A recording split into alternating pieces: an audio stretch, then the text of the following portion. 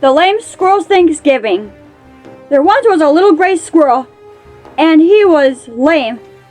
Someone who was very thoughtless had set up a trap in the woods, and the little gray squirrel never saw it until his poor weak foot was caught fast.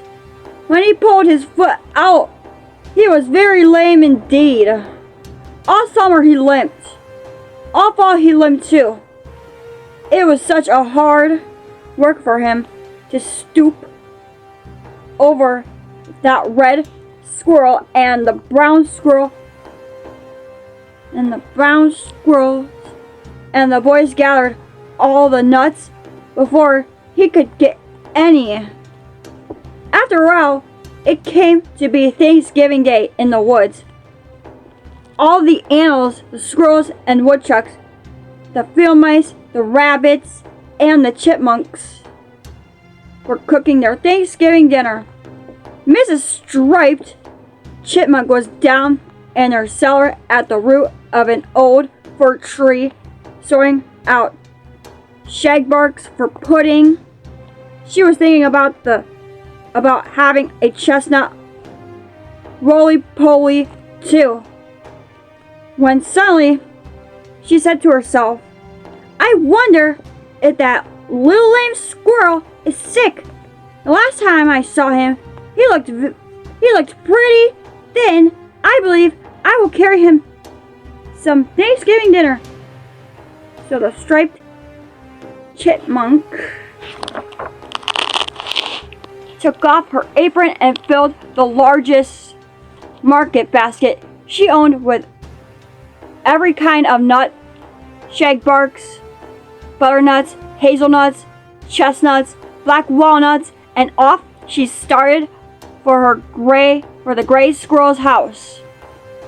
She had not walked very far when she passed the house of the oldest woodchuck, and the oldest woodchuck peered out from his window and said, "Where are you going? When you should be at home cooking your dinner, Mrs. Striped Chipmunk." Mrs. Striped Chipmunk stopped a moment as she said, "Oh, I am just going over to the lame squirrel's house with a bit of Thanksgiving dinner for him." "Hold on a minute," she said, the oldest chipmunk woodchuck. "I am boiling turnips. I found two in Farmer Gray's patch, and I'll put one turnip in your basket if there is room." Mrs. Striped Chipmunk said there was a room, and she started on again, but she had not gone very far when she met a rabbit. "Where are you going, Mrs. Striped Chipmunk?" said the rabbit. "Over to the lame squirrel's house with a bit of Thanksgiving dinner," said Mrs. Striped Chipmunk.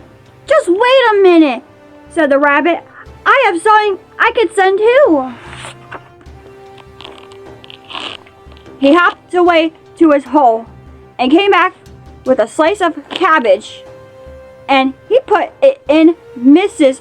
Striped Chipmunk's basket. By this time, the basket was very heavy indeed. Mrs. Striped Chipmunk went on a little farther, and she met two young field mice. "Where are you going so early in the morning?" they said. "Just over to the lame squirrel's house with a bit of Thanksgiving dinner," said Mrs. Chipmunk. Then the two young field mice whispered together, and they said, "Can you take along an ear of corn too, Mrs. Striped Chipmunk?" Mrs. Striped Chipmunk said that she would try. So the field mice went home and dug up one of their very own winter ears of corn for the lame squirrel's Thanksgiving dinner. And now the basket was so very heavy that Mrs. Striped Chipmunk could not lift it. But the two young field mice said they would help. So they tied their tails to the handle of the basket and pulled. And Mrs. Striped Chipmunk went behind and pushed. And they very soon came to the lame gray squirrel's house. What do you suppose that little lame squirrel was doing as they rapped at his door? He was trying to nibble a wormy horse chestnut. It was the only nut he had.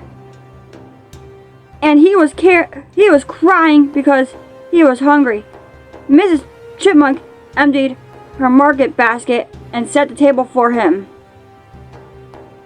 Then the two young field mice held his paws and helped him over to the table. And the little lame gray squirrel just ate and ate and ate his Thanksgiving dinner. The end.